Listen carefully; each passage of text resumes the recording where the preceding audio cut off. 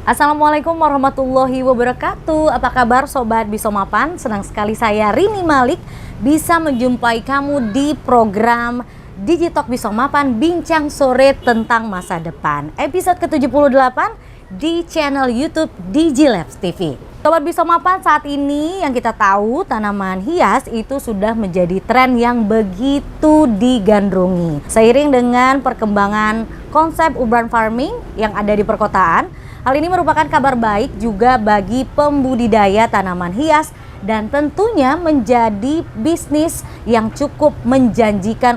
Di sore hari yang spesial ini Rini sudah berada di kebun tanaman hias, tepatnya di Kebun Filosofi Palembang, dan kita akan berbincang dengan Mas Leo Hunter SEME yang merupakan owner dari Kebun Filosofi Palembang, dan kita akan ngobrol dengan tema yang sangat menarik, yaitu mengulas peluang bisnis di balik tanaman hias.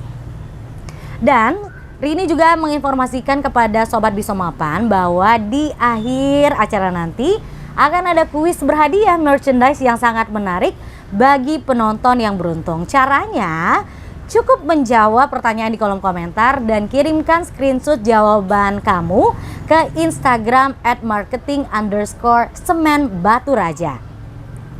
Acara Digitalk Bisomapan ini disponsori oleh Semen Batu Raja, dan sebagai informasi, selain dapat dibeli di toko bangunan terdekat, kini Semen Batu Raja juga bisa kamu beli di marketplace Tokopedia, dan bisa juga loh dapetin bonus gratis ongkir dan juga promo menarik lainnya. Sobat Bisomapan, jangan kemana-mana, setelah ini kita akan mulai perbincangan seru. Tetap di Bisomapan Bincang Sore tentang Masa Depan.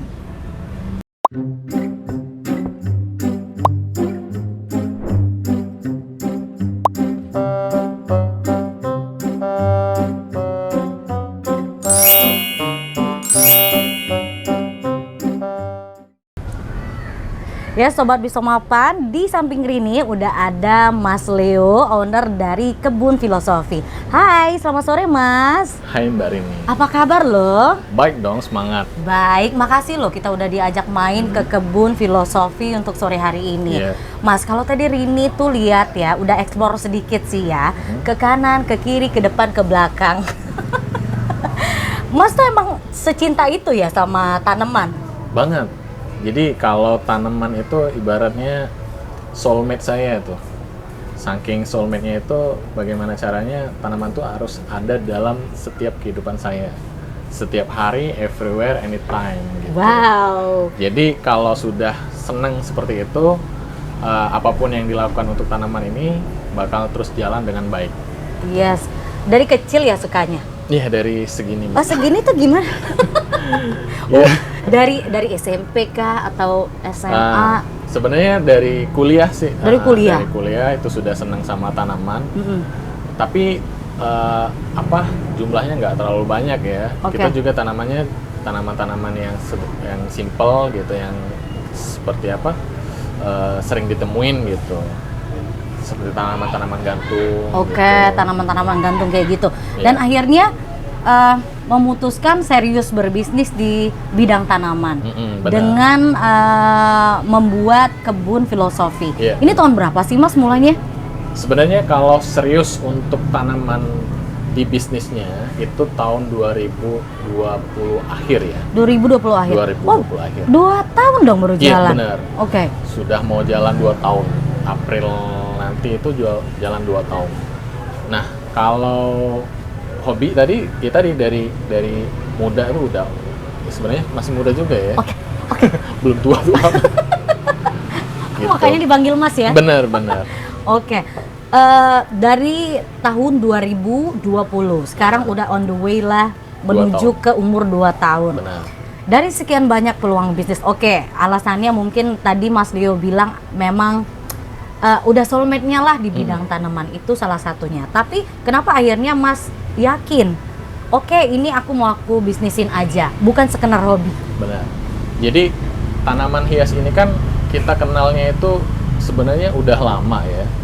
Dari mungkin Mbak Rininya masih kecil itu udah banyak orang-orang yang sudah jual tanaman hias gitu kan. Entah itu di pinggir-pinggir jalan gitu. Nah, jadi sebenarnya prospek dan potensi penjualan tanaman hias itu akan selalu ada. Kayak saya bilang termasuk bisnis yang abadi. Kenapa? Karena dari awal, dari kita kecil, hampir di setiap sudut kota itu ada orang yang jual tanaman hias. Dan sifatnya tidak seperti jualan-jualan yang pada umumnya hadir, viral, kemudian menghilang. Kalau tanaman hias sampai sekarang kan masih ada gitu. Jadi karena potensi yang sangat besar, kemudian bisnis yang cukup panjang masanya, makanya saya pilih tanaman hias ini untuk diseriusin dalam bisnis. Dalam bisnis, oke. Yang namanya hobi tuh Mas ya, kita memang harus cinta dulu sama apa yang kita lakuin ya kan. Benar. Namanya hobi. Tapi hobi dan bisnis itu berbanding 360 derajat. Benar. Itu ya Mas ya. Akhirnya memilih di tanaman hias. Memilih konsepnya itu gimana caranya? Oke, aku klik dengan ini. Ini apakah ada risetnya dulu gitu? Jadi tanaman hias yang kita jual ini kan secara umum ada dua nih. Ada yang variegata, ada yang non variegata. Oke. Kemudian kita berusaha membuat inovasi gitu. Bagaimana caranya jualan tanaman hias tapi enggak monoton atau tidak seperti umumnya gitu. Oh benar, diferensiasi ya? Benar. Oke. Jadi kita ada pembeda. Nah, pembedanya itu tadi dari segi tanaman kita punya koleksi atau jenis-jenis tanaman yang cukup rare, langka. Kemudian kita juga membuat konsep di mana setiap orang yang berkunjung ke sini itu nggak sekedar cuman nyari tanaman, tapi juga bisa duduk santai gitu, sambil lihat-lihat yang ijo-ijo, sambil healing lah ya bahasa anak muda sekarang itu. Kemudian dilanjutkan pada ketika mereka tertarik dengan tanaman, ya udah beli tanaman gitu. Itu konsep-konsep yang kita mau buat yang sebenarnya jarang ada ya kalau saya lihat, khususnya di Palembang gitu. Berarti konsepnya kalau bisa Rini simpulin ya Sobat Bisa Mapan itu kayak kenalan dulu aja lah. Benar. Gitu ya. Ada experience-nya. Benar. Cocok baru bisa beli. Benar. Jadi ada orang-orang yang datang ke sini yang tadinya nggak tahu di sini ada nursery, ada kebun filosofi, tiba-tiba datang ngelihat, wih ada tanaman nih, ih bagus ya, kayaknya ini cocok nih di kamar gitu atau di ruang kerja gitu kan, tanaman-tanaman yang kecil gitu kan. Jadi kebanyakan atau hampir rata-rata juga datang ke sini ada yang benar-benar nggak tahu kalau di sini nih ada nursery gitu. Taunya di sini ada kopi sama kuliner bakso makanan gitu kan. Nah, sebagian itu anak-anak muda, kemudian ada juga ibu-ibu yang memang pecinta tanaman. Wih, kalau datang ke sini, wih bagus ya, asli. Banyak tanaman gitu. Iya, Sobat Bisa Mapan di sini tuh enak banget asli. Kalau misalnya mau meeting pun, ya kan meeting kecil gitu, itu bisa di sini kayak siap. apa sih namanya kerja gitu. Itu bisa juga di sini, enak banget. Pasti. Iya. Mas Leo tadi di depan udah disenggol mengenai varian variegata. Variegata itu dia bisa dari macam-macam ya Mas ya. Benar. Nah, untuk lebih lengkapnya, kalau di kebun filosofi ada berapa jenis sih Mas? Sebenarnya kita ini fokusnya di tanaman aroid namanya. Aroid itu seperti apa kalau digambarkan? Jadi kan jenis tanaman tuh banyak tuh ya. Nah, kita nih kelompoknya aroid. Aroid. Keluarga aroid. Nah, dari keluarga aroid ini ada 117 genus. Iya. Kemudian dari banyak banget ya. Banyak. 117 genus Sobat di Bisa dunia Mapan. ya. Di dunia ya, bukan kita di Indonesia. punya berapa persen ya di sini? Kita 10% ya. Itu aja udah banyak Sobat Bisa Mapan. Alhamdulillah. Iya. Tapi masih kurang. Masih kurang? Iya. Mau berapa targetnya? Minimal 50% lah. 50%. Gitu. Pengennya gede lagi. Amin. Oke, itu ada 10% di sini. Tadi disebutin, dijelasin ada aroid family lah. Nah. Terus apa lagi Mas? Jadi dari 117 itu kita punya 10%-nya. Nah, itu genus tuh baru. Dari genus itu ada 3.790 spesies. Dari genus itu aja? Iya, benar. 3.790 spesies. Oke. Nah, dari 10% yang kita punya, artinya itu kisaran sekitar 100 spesies yang kita ada di sini. Dari 3.000 itu? Dari 3.000 itu. Tapi jumlah kuantiti tanaman yang ada di sini itu sekitar 3.500 sampai 4.000 tanaman. Oke. Yang siap dijual, yang siap dibudidayakan. Oh, wow, Gitu. banyak banget. Dari sekian banyak jenisnya, gestarnya siapa nih? Iya. Yang paling happening, yang paling dicari gitu. Benar. Bisa jadi rare. Benar. Jadi tanaman Mm. ketika dia sudah mutasi Mm-mm. gitu, yang kita sebut dengan variegata, maka tanaman itu akan memiliki nilai jual yang sangat tinggi. Oke. Sampai tanaman itu harganya 50 sampai 100 juta per daun. Allahu Akbar. Iya. Wow. Itu variegata. Itu variegata. Wow. Nah, jadi Kenapa Mas kok bisa mahal gitu? Karena variegata itu untuk menemukannya itu kan bukan menemukan, maksudnya variegata itu akibat fenomena alam, Iya. ya, di mana tanaman itu bermutasi Oke. dari segi warna. Kan kalau kita tahu kalau daun ya hijau gitu Hijau, ya. benar-benar. Kalau variegata dia tuh bermutasi secara alami. Benar. Ada yang kuning, ada yang putih ya, setahu Ada yang kuning, ada yang putih. Itu secara umum ya. Oke. Ada albo, ada yellow atau aurea. Oh. Nah, itu nilai jualnya luar biasa, fantastis. Di tahun 2021 itu tembus angka ekspor dan angka penjualan tanaman itu termasuk yang tinggi ya. Lagi jayanya lah Lagi ya. jayanya itu. Hampir satu daun itu bisa sampai tadi saya bilang 50 juta, 100 juta per daun. Heeh. Orang bilang agak gila sih sebenarnya, Iya. tapi kalau bagi kolektor atau Ya. orang-orang yang benar-benar cinta tanaman, apalagi tanaman-tanaman variegata yang rare, itu pasti dibeli. Gitu, pasti itu. Dan pembelinya atau marketnya itu ada yang seperti itu. Nah, untuk tanaman variegata dia nggak akan pernah habis. Maksudnya potensi penjualannya itu selalu ada. Selalu ada. Selalu ada, apalagi 2020 yang kita tahu ya Sobat Bisa Mapan, orang tuh semuanya kayak pada ayo menanam, ayo menanam. Benar. Iya kan? Tapi saya juga termasuk yang begitu, Benar. ya kan? Tapi gimana caranya untuk kita misalnya sebagai newbie itu memulai untuk menanam? Gimana memilih apakah yang tepat itu tanaman yang indoor, apakah outdoor kayak gitu? Itu gimana, Mas? Yang pasti kalau mau nyoba untuk di tanaman hias, coba tanaman-tanaman yang mudah perawatannya dulu. Iya. Kalau di jenis aroid itu genusnya Monstera sama Philodendron tuh. Philodendron. Dan Oke. Monstera. Dan Monstera. Dan Monstera. Itu tanamannya perawatannya tuh nggak terlalu intens, maksudnya nggak terlalu ribet lah, riweh ya. Cukup disiram, terus pencahayaannya cukup, udah dia akan hidup terus gitu. Nah, cocok di outdoor, cocok juga di indoor gitu. Tanaman-tanaman yang di genus Monstera atau Philodendron. Oke, misalnya ini Rini mau udah kenalan sama tanamannya, terus mau bikin usaha. Dimulai kita enaknya tuh belinya udah lumayan gede kah atau dia dari kecil dulu? Gitu. Gimana itu? Sebenarnya kalau Lebih sulit nggak dia? Sebenarnya kalau mau coba itu tuh lebih bagusnya kondisi tanaman yang udah siap diperbanyak. Oh ya. Kalau dianya seperti kami karena ada tim gitu, ada orang ahlinya juga. Jadi kita mulainya itu dari pembibitan 1 daun, 2 daun gitu, sambil kita merawat jenis-jenis tanaman yang lain gitu. Jadi kalau untuk pemula yang mau coba-coba, buat dulu list tanaman apa yang cocok, yang simple dari segi perbanyakan, dari segi budidaya, perawatan. Baru nanti kalau udah match, udah seneng, udah nyatu, udah tahu, baru ke tanaman-tanaman yang agak high. Oke.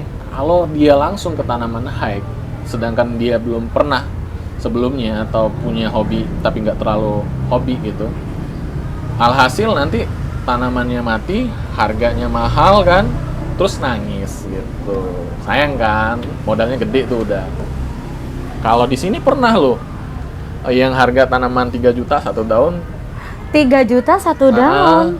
Dalam satu pot tuh berapa daunnya?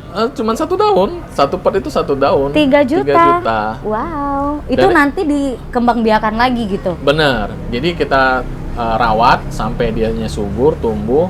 Kemudian sekitar 5 daun, kalau tips dan trik dari kita itu 5 daun baru bisa diperbanyak. Oke. Kalau kurang dari 5 daun, dia nggak bagus tuh.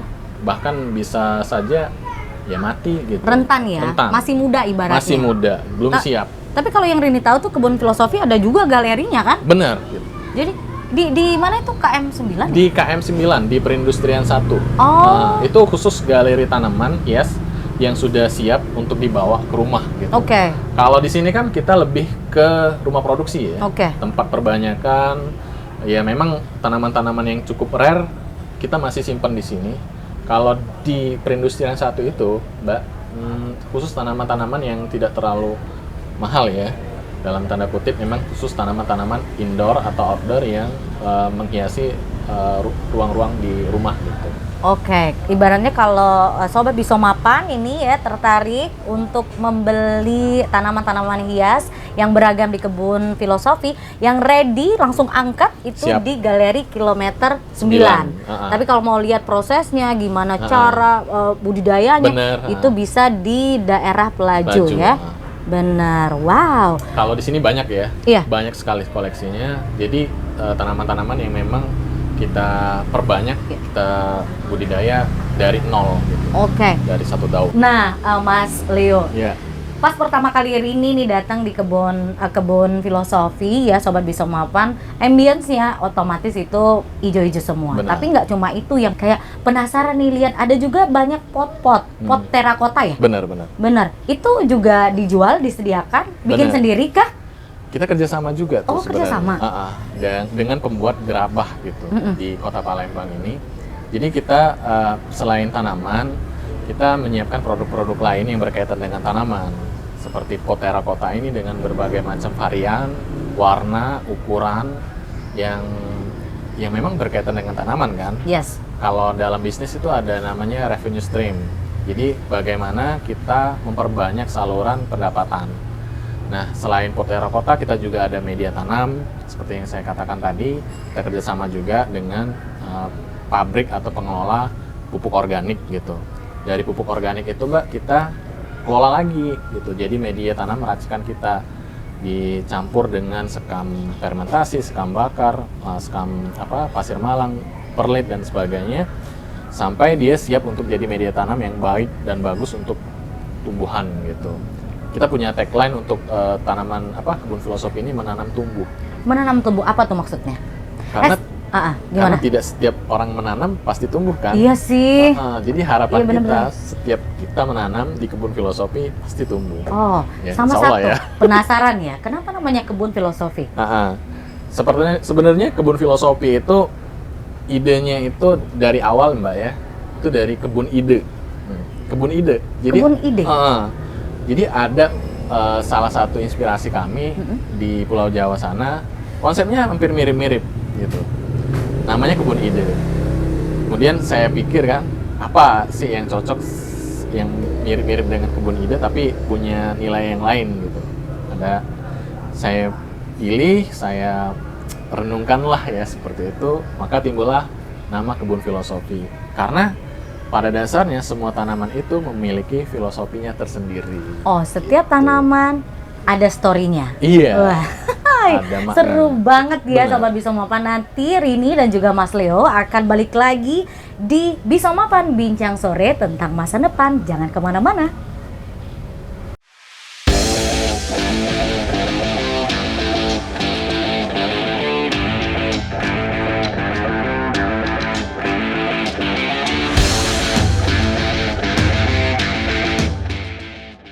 Kembali di Bisomapan, bincang sore tentang masa depan, dan Rini masih bersama narasumber kita, Mas Leo selaku owner dari Kebun Filosofi Palembang. Mas, bentar lagi kita Happy New Year 2023 ya. Benar. Menurut Mas, apa nih nanti yang akan menjadi guest star-nya? Untuk tahun 2023 itu sebenarnya udah kolektor proyeksikan gitu ya. Tanaman variegata juga, tapi dari genus Skindapsus. Oh, Gitu. yang ini ya? Iya, Benar nggak benar. sih? Aku ambil ya. Boleh. Ini Skindapsus. Kalau nama lengkapnya ini Skindapsus Truby Moonlight Yellow. Skindapsus Truby Truby Moonlight Moonlight Yellow. Yellow. Nah. Wow, panjang ya. Panjang. Gitu. Ini asalnya dari mana nih? Ini dari Indonesia ada banyak. Indonesia ada? Jadi endemik Indonesia ada, tapi sebagian dari luar negara lain juga Ini ada. bisa liar nggak sih, Mas? Bisa. Bisa. Jadi dia bisa ngerambat. Oke. Gitu. Nah ini per daunnya masih lumayan ini. Berapa tuh? Sekitar 1,5 sampai 2 juta. Per daun. Per daun. Jadi ada 3 daun ini total aja ya? Iya, sekitar 6 jutaan ya. Gitu. Lumayan ya Sobat Bisa Mapan ya. Jadi Skindapsus variegata ini Aha. proyeksi kita di tahun 2023 ini bakalan jadi inceran. Oke. Gitu. Karena masih langka. Rare ya? Rare gitu. Jadi yang punyanya itu masih jarang. Gitu. Sebenarnya dari Skindapsus ini yang Ruby Moonlight nanti pecah lagi nih. Ada jenis-jenis Skindapsus yang lain. Dan semuanya itu yang variegata yang dicari. Semuanya variegata. Variegata. Jadi Skindapsus tahun 2023 bakalan naik ya. Insya Allah. Insya Allah. Tapi kalau jenis-jenis lain kayak aglonema dan lain-lain itu gimana? Aglonema itu tetap punya pasarnya tersendiri ya. Khususnya ibu-ibu ya. Yeah. Tanaman aglonema itu sudah cukup lama juga berkecimpung lah ya, melanglang buana di Indonesia bahkan di luar negeri. Di mana tanaman aglonema itu juga termasuk tanaman favorit gitu, khususnya favorit ibu-ibu gitu. Iya, karena warnanya memang agak ngejreng ya, warna merah, orange, warna putih. Terus perawatannya juga lumayan mudah gitu, ditaruh di mana aja cocok. Gitu. Kalau tanaman-tanaman seperti ini lebih ke kolektor. Ya, orang-orang yang memang senang sama tanaman, cinta sama tanaman, dia pasti pengen banget punya tanaman yang rare. Gitu. Tapi ini bisa juga loh kalau untuk diliarin atau ditaruh di spot-spot yang khusus di rumah, entah itu di ruangan di dalam indoor, meja kerja gitu, cakep ya? Bisa lebih cakep lagi. Kan keren kan meja kerja, tanaman hiasnya harga 5 juta. Gitu. Iya benar. Sambil ini kan semangat kerja 6 juta. Liatin 6 Ayo juta. kerja lagi. Gitu. Dijaga terus jadi. Iya benar. Siapa tahu juga kan kalau dianya tumbuh seger, kemudian subur, bisa diperbanyak. Iya benar. Nambah lagi daunnya balik modal. Iya, dijual lagi balik modal. Gimana Sobat Bisa Mapan tertarik bisa langsung mampir ya ke Bisa. Kebun Filosofi. Mas Leo, Rini tadi coba lihat Instagramnya @kebun filosofi. Benar. Rini lihat tuh ini ngirimnya seluruh Indonesia bahkan dunia ya? Benar. Jadi kita punya visi dan misinya itu bisa menyediakan tanaman hias sampai go internasional. Jadi Kebun Filosofi itu punya target penjualan ke luar negeri. Sampai sekarang kita masih memenuhi permintaan yang ada di Indonesia ya. Di Pulau Jawa itu khususnya kita pernah kirim ke Tangerang, Jakarta yang paling banyak ya. Kemudian Bali, kemudian Semarang, bahkan ada yang sampai Sulawesi. Wow, timur ya? Iya, bahkan ada yang nanya dari Papua. Oh. Tapi karena Papua itu aksesnya juga lumayan agak susah, jadi belum bisa kita akomodir gitu. Jadi mainnya masih di skala nasional tapi di pulau-pulau terdekat. Nah, tantangannya kalau untuk pengiriman jarak jauh gitu Mas Leo itu apa? Kayak perlu ada sertifikatnya gitu kah? Benar-benar. Kalau antar daerah yang memang melewati pulau, khususnya Sulawesi ya, Kalimantan, itu memang ada sertifikat atau surat karantina. Oke. Itu dari Balai Dinas Karantina. Oke. Tapi kalau mau ke luar negeri, itu yang disebut tadi fitosanitary. Oke. Dia harus punya sertifikat fitosanitary itu kan artinya tentang kesehatan tanaman. Dia udah bebas belum dari hama kayak gitu ya? Kalau orang karantina nyebutnya OPT. OPT. Organisme pengganggu tanaman. OPT, organisme pengganggu tanaman. Jadi dia harus bebas dari OPT, baru nanti diberikan sertifikat kesehatan tanaman. Karena negara-negara lain itu mau menerima tanaman dalam kondisi sehat. Buktinya apa? Buktinya dari sertifikat itu yang sudah dikeluarkan oleh dinas terkait, khususnya dinas karantina yang ada di Indonesia. Berarti setiap pengiriman kah harus di-share dulu ke dinas? Bener. Jadi kalau untuk luar negeri itu wajib. Per item? Per item. Wow. Wajib. Ketat banget ya? Jadi ketat kita. Dari dinas karantina pasti akan mengecek terlebih dahulu apakah tanaman ini sudah layak untuk dikirim ke luar negeri. Karena khawatir ya, kalau sampai di luar negeri nanti membawa penyakit atau organisme yang tidak diinginkan, itu jadi tercoreng juga kan nama baik negara kita. Jadi fungsi dinas karantina tuh di situ. Oke, nah untuk harga sebenarnya tadi udah dikit-dikit udah tahu ya, Betul. Sobat Bisa Mapan. Tapi kalau range-nya, Mas Leo, untuk tanaman hias yang ada di Kebun Filosofi, itu harganya itu dari skala 6 sampai 10 lah, ininya itu berapa sih range-nya? Sebenarnya karena kita ini nursery, tempat produksi, maka kita jual itu harga petani lah ibaratnya ya, karena kita bisa perbanyak gitu. Harganya variasi. Kalau yang non variegata itu bisa mulai dari harga 10.000 ya sampai ya puluhan ribu bahkan ratusan ribu ya ada. Kalau yang variegata mulainya ratusan ribu ya sampai jutaan gitu. Itu yang variegata. Yang pasti kalau di nursery kita harga tanamannya bisa bersaing kok dengan tempat-tempat lain, dijamin lebih murah lah gitu, apalagi harganya bisa tawar-menawar. Itu bisa diomongin lah ya, Iya, Mas bisa Leo. diomongin gitu. Nah, tapi tadi udah di-share sama Mas Leo awalnya tanaman hias itu udah dijual paling jauh sampai ke daerah timur, ya kan? Tapi untuk metode pemasarannya, pengenalannya, itu Mas Leo confirm-nya itu ke offline aja atau juga main ke digital? Iya. Jadi bisnis itu kalau nggak melek digital atau nggak melek online, maka bisnis itu akan nggak bisa cepat tumbuhnya. Apalagi sekarang ya. Apalagi sekarang maka kita harus melek online. Gitu. Nah, salah satu sarana atau fasilitas yang kita gunakan yang kita miliki itu ada media sosial atau penjualan secara online. Kita menggunakan yang pasti Instagram, gitu, Facebook, ada juga YouTube. Kemudian kalau untuk penjualan secara langsungnya itu kita kerjasama dengan marketplace, gitu, seperti Tokopedia, Shopee. Oke, berarti juga di Instagram dan juga marketplace, Ya, itu ya Mas Leo. Tapi kalau di Instagram sendiri, kita mundur deh di pandemi kemarin yang lagi hebat-hebatnya gitu, 2020. Ada nggak dari Kebun Filosofi jadinya intuit ke digital lebih dalam gitu, kayak misalnya live gitu Mas Leo, kayak nge-share ini cara menanam yang baik, ini pemula. Benar-benar. Kalau Instagram kita hampir 24 jam aktif gitu, khususnya di story-nya ya. Terus postingan kita ada reels gitu kan, biar menarik gitu. Jadi bagaimana penjualan tanaman kita ini dikenal oleh orang banyak melalui media sosial di Instagram dengan konten-konten yang menarik yang kita buat. Jadi orang nggak bosen gitu. Kadang juga kita sell promo besar-besaran juga gitu, biar tanaman-tanaman yang ada di sini yang sudah diperbanyak dijual gitu dengan harga-harga yang bervariasi yang pastinya lebih murah. Nah, sejauh ini dari digital gitu Mas, itu ngaruh nggak gede? Berapa persen tuh dari pemesanan? Kalau untuk skala nasional itu hampir 70% itu dari online. E-commerce? E-commerce. Oke. Benar.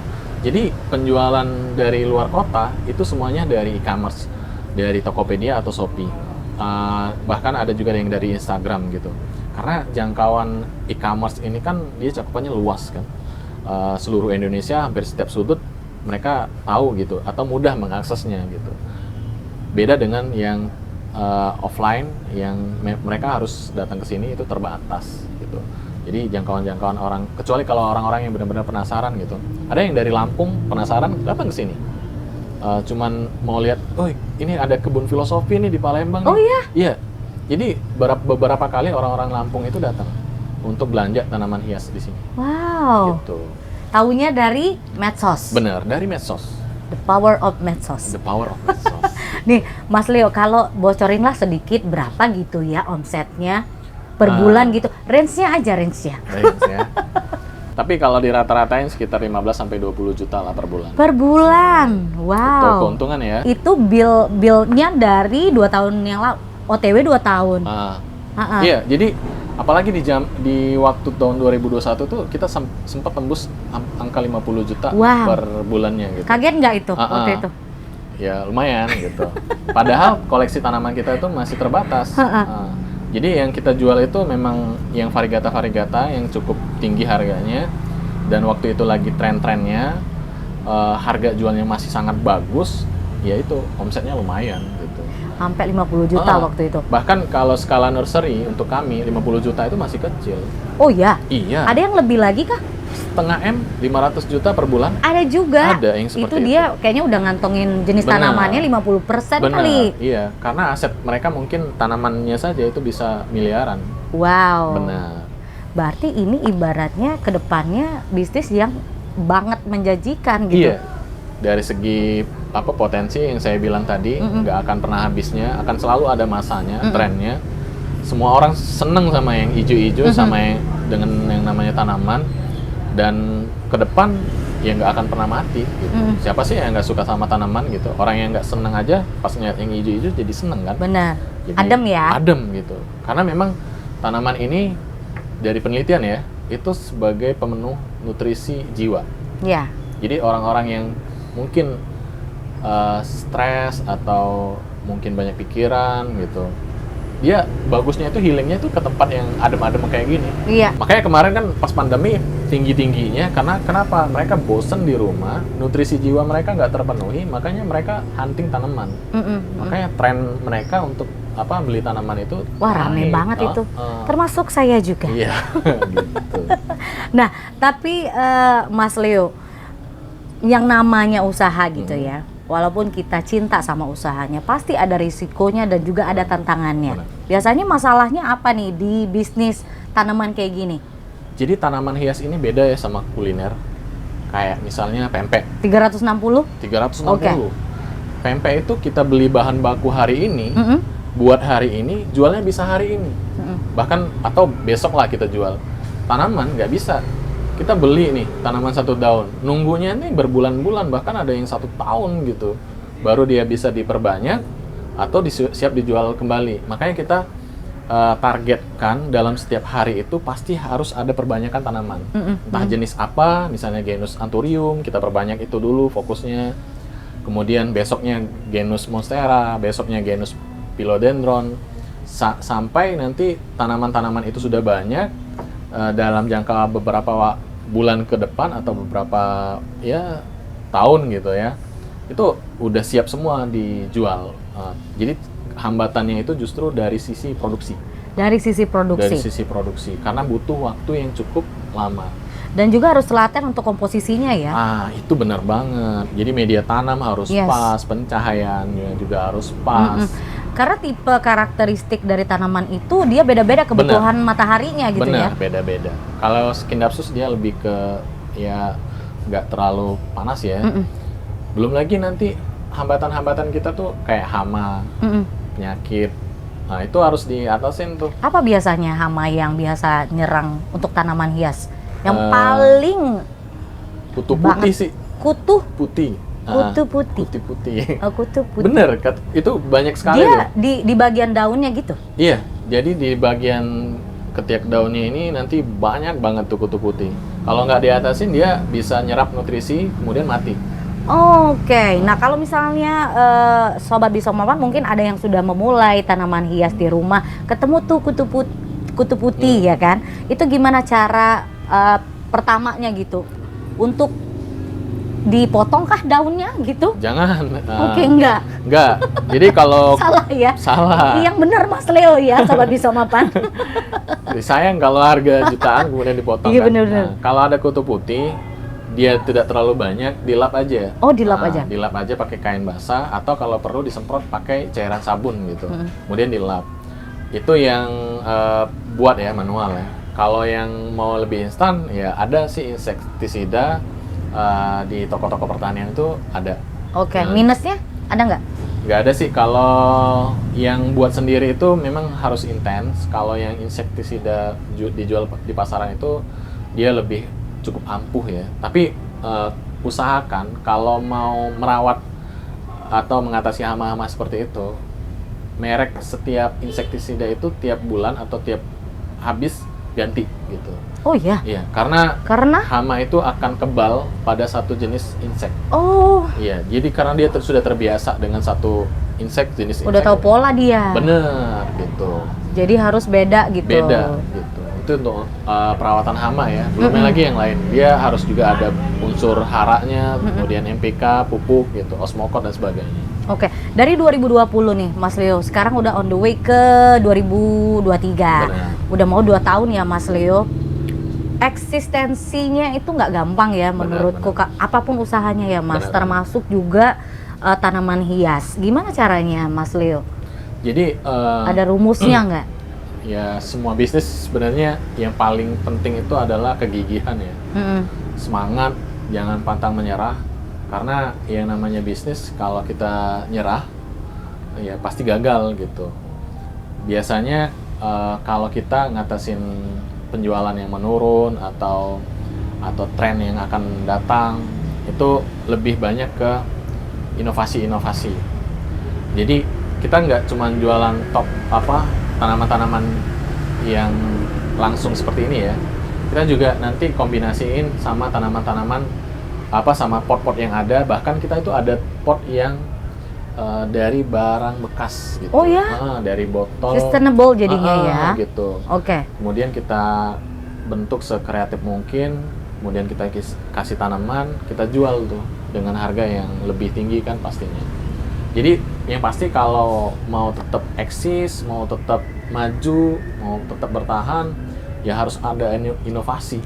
Diferensiasi juga ya. Inovasi dan diferensiasinya gitu. Apa nih bedanya kita sama yang lain?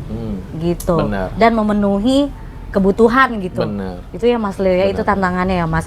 Tapi kalau untuk Sobat Bisa Mapan nih, Mas Leo kasih tips dong, gimana caranya untuk memulai gitu, untuk menggeluti usaha tanaman hias. Apa do and don'ts-nya? Kalau pengen mencoba untuk bisnis tanaman hias, yang pertama yang harus dimiliki adalah senang, cinta dulu. Cinta dulu. Jangan sampai kita itu ya bisnis tanaman hias hanya sekadar orientasinya profit atau money oriented banget gitu ya. Profit motif itu. Kalau di tanaman hias dia perlu rasa cinta yang lebih gitu. Passionnya tuh harus nyatu tuh di sini. Karena kalau nanti dia cuma orientasinya profit atau uang, ketika harga tanaman nggak sesuai dengan apa yang dia harapkan, dia stres tuh.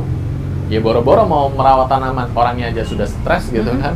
Nular itu biasanya. Iya, tanamannya juga ikut stres kemudian akhirnya mati. Tapi kalau orang sudah senang dengan tanaman hias di awal, mau harga mau turun, mau naik, dia tetap enjoy aja karena dia menikmatin apa yang dia jalankan sekarang gitu. Oke. Itu yang pertama. Itu yang pertama. Yang kedua, yang pasti semangat ya. Nggak boleh setengah-setengah, harus all out, harus totalitas. Dimana kalau kita kan punya visi, punya target yang cukup besar sampai penjualan ke negara-negara lain, itu target kita. Supaya nggak setengah-setengah.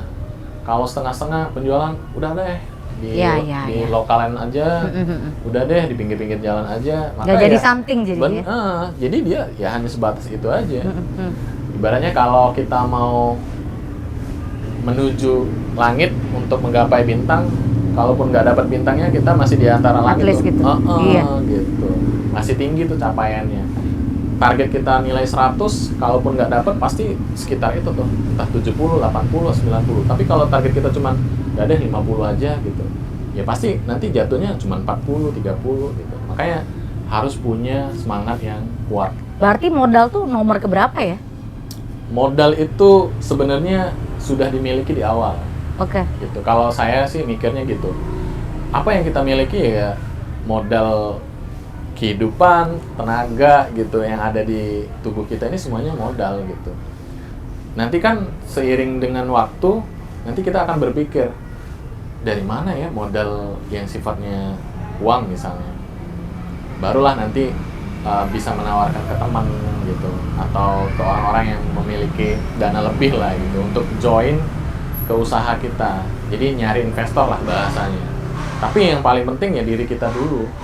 Kalau kita happy dulu, senang dulu, semangat dulu, baru nanti belajar dulu gitu cara gimana merawat tanaman yang baik dan benar itu. Modal itu terakhir lah. Karena kenapa? Kalau kita nggak seneng, nggak punya semangat, tapi ada modal, itu pasti nggak bakalan bagus tuh usahanya, bisnisnya. Personal dari Mas Leo, apa sebenarnya yang pengen disampaikan? Misi apa lewat kebun filosofi ini? Untuk Mas Leo, untuk masyarakat lah gitu. At least buat Mas Leo dulu deh. Nah, Apa misinya sebenarnya di balik ini? Apa yang Mas Leo pengen? jadi kita tuh pengen yang pertama sih melestarikan ya tanaman hias. Khususnya kita juga punya tanaman hias Indonesia. yang endemik ya, Iya. khas atau dari Indonesia asli.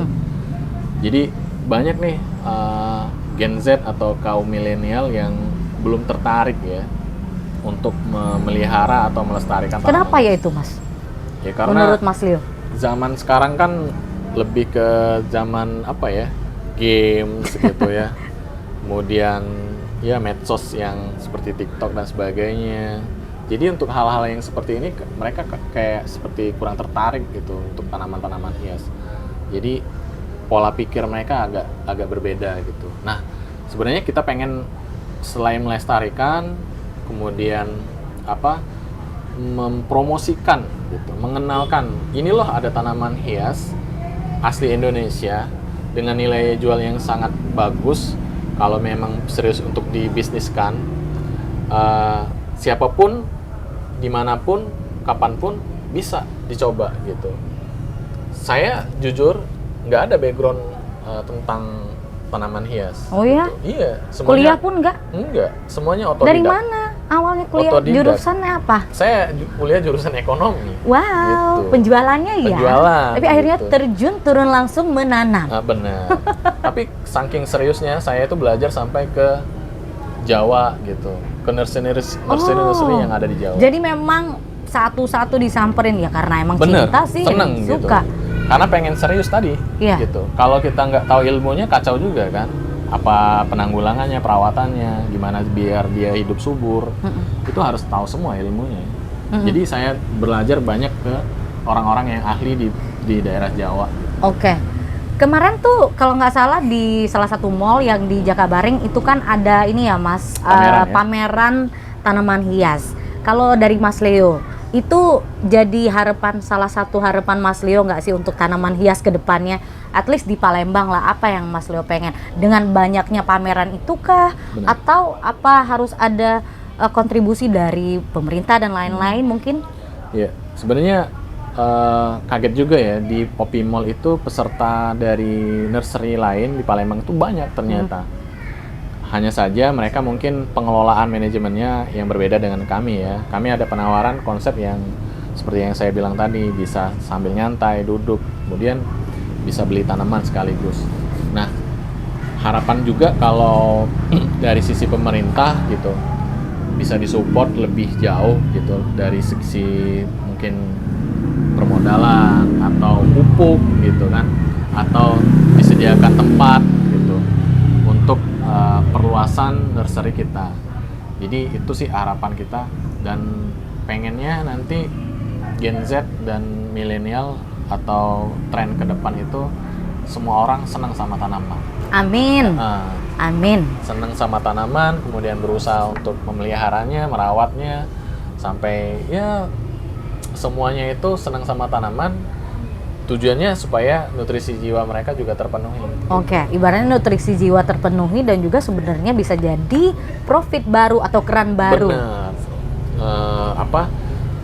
Cara untuk mendapatkan cuan Yes. dari versi daun. Atau sebagai kita nih, misal karyawan gitu juga bisa Bisa gitu banget ya. gitu. Bagi teman-teman yang mau gabung gitu kan. Itu bisa Oh, bisa dong. di kebun filosofi. Iya. Bisa datang ke sini langsung. Bisa. Alamatnya ini di mana sih lengkapnya kalau untuk di Pelaju? Iya, kita di Pelaju ini di Jalan Ayani, Lorong Sejahtera.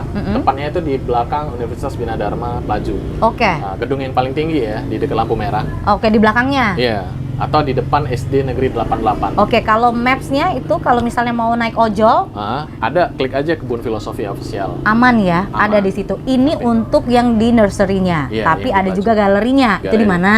Itu di Perindustrian 1 di KM 9. Oh, itu langsung tinggal angkut ya. Tinggal angkut. Bawa pulang taruh di meja kerja. Iya, benar. Nah, kalau misalnya untuk pemesanan itu bisa ke Instagram kah? bisa lewat Instagram, DM, bisa lewat WA. Ya nanti cek aja di Instagram ya, di @kebunfilosofi Official. official. Ya, Gitu, selain silakan. itu juga ada di e-commerce. E-commerce, marketplace, Tokopedia. Semuanya ada di e-commerce, klik aja namanya ini Kebun Filosofi gitu. Benar, Kebun Pasti Filosofi akan muncul. Official. Pasti akan muncul. Wow, keren banget obrolan untuk sore hari ini Sobat Bisa Mapan. Terima kasih banyak Mas Leo. Ya, sama-sama Mbak Rini. Keren banget loh, terima Iya. kasih ya sudah memberikan insight sore Siap. hari ini untuk tanaman-tanaman hias, gimana cara budidayanya, dan akhirnya untuk bisa dapet cuan dari bisnis ini. Sekali lagi terima kasih Mas Leo. Ya, sama-sama Mbak Rini. Ya, Sobat Bisa Mapan, seperti janji Rini tadi di awal, di akhir acara kita punya kuis berhadiah, merchandise menarik yang akan disampaikan langsung oleh narasumber kita, Mas Leo. Silakan pertanyaannya. Pertanyaannya adalah tanaman hits yang akan hadir di tahun 2023 yang saya sebutkan tadi, apa namanya? Cluenya yang saya pegang nih, gitu. Ya Sobat Bisa Mapan, itu dia pertanyaannya. Yang tahu bisa langsung tulis di kolom komentar dan kirimkan screenshot jawaban kamu ke akun Instagram @marketing_semen_batu_raja. Sobat Bisa Mapan, kita sudah sampai di akhir acara. Semoga tayangan ini bisa memberikan inspirasi bagi kita semua. Terima kasih banyak untuk Sobat Bisa Mapan yang telah menyaksikan acara ini. Sampai jumpa di episode Bisa Mapan selanjutnya. Dan terima kasih kepada Semen Batu Raja sebagai sponsor utama kita. Dan jangan lupa untuk pilih Semen Batu Raja untuk bangunan yang kokoh dan juga tahan lama. Saya Rini Malik, selamat sore. Wassalamualaikum warahmatullahi wabarakatuh. Dah.